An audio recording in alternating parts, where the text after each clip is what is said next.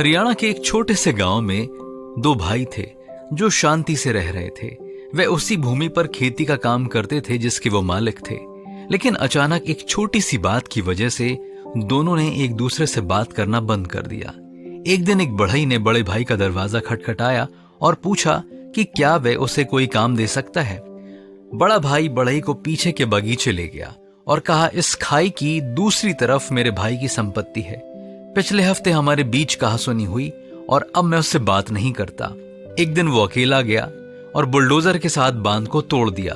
अब हमारे बीच में ये पानी की धारा बह रही है।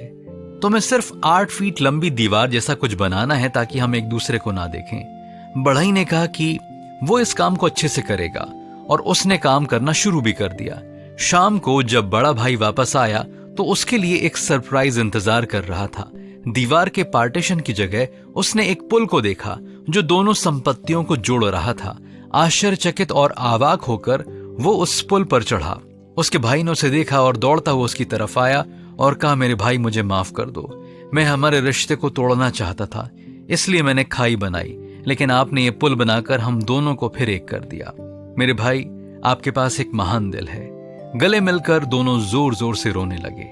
बड़े भाई ने बढ़ई से पूछा, रात के खाने तक का समय वे उनके साथ बिताए। बढ़ई ने जवाब दिया, अरे मुझे अभी बहुत सारे पुल बनाने हैं और खाइयों को भरना है। ऐसा कहकर वो चला गया। लेकिन हमारे बारे में क्या हम अपने रिश्तों के लिए पुलों का निर्माण कर रहे हैं? क्या हम उन संबंधों को ठीक कर रहे हैं जिन्हें हमने तोड़ा?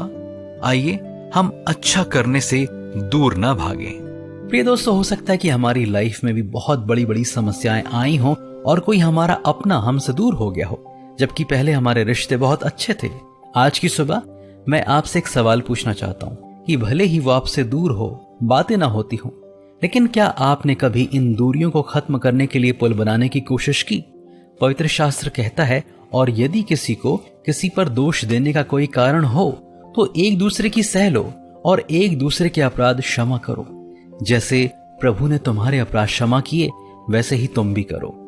लेकिन क्या आज हम और आप रिश्तों का एक नया पुल बनाने को तैयार हैं?